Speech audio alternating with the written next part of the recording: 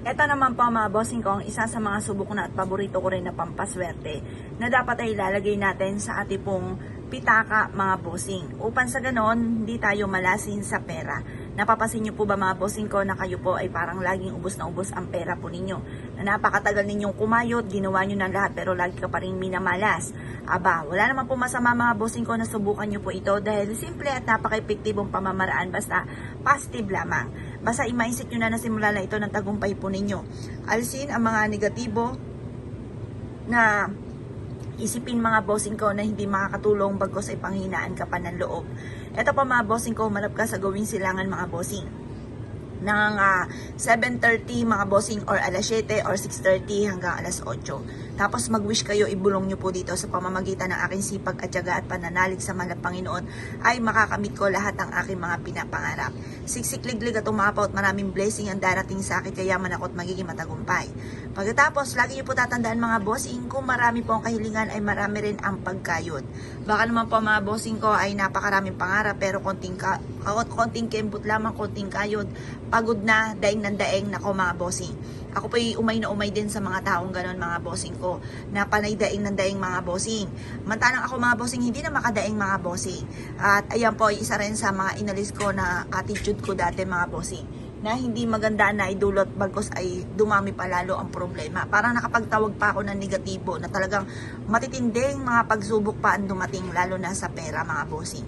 Nandun din mga bossing ko na walang susuporta sa iyo kundi kayo lang ng inyo pong mga anak, yung mga ganon. Tapos yung iba huhusgahan ka, tapos wala naniniwala sa iyo at hindi ka pwedeng magsalita dahil parang naiinis sila dahil wala naman akong bagay, wala naman pera. Alam niyo naman ngayon mga bossing, sa panahon may mga tao dyan na, pero hindi lahat, pero halos karamihan mga bossing ko ay hindi makikinig sa iyong opinion, lalo na kung ikaw naman ay walang narating. Pero totoo naman na huwag ka talagang makinig sa kanila, makinig ka sa mga tao na talagang magiging huwaran nyo na alam nyo na yumaman dahil sa kanilang mga diskarte. Ngayon pa mga bossing, kaya ang ginawa ko pa mga bossing, gumawa ko ng ganito, tapos lalo ko pong sinipagan. Nag-isip ako ng mga iba't ibang ideas kung paano kami magiging matagumpay, kung ano ang aking mga gagawin, hanggang sa nagsunod-sunod ang aking pagtama.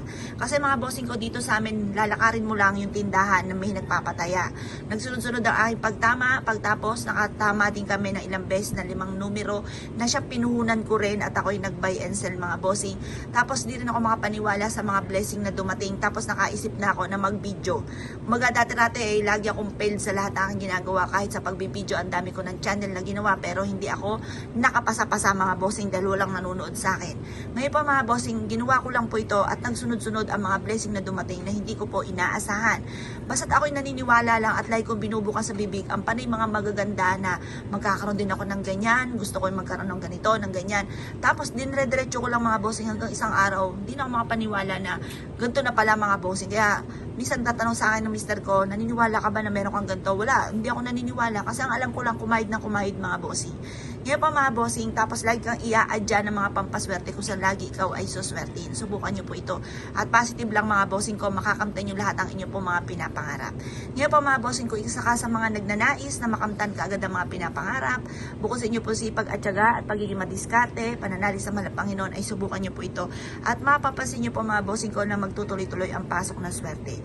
Kaya kung ikaw'y naniniwala at nais po itong gawin, ay siya mga bossing, gawin nyo po ito sa umaga ng mga bandang 6:30, alas 7 hanggang alas 8 ng umaga mga bossing. At pagkatapos ito ibibilad nyo lang sa sinag ng araw at ilagay nyo na sa inyo pong pitaka at mapapasin nyo na i-aadya ka naman ito kung saan lagi ikaw ay suswertihin mga bossing.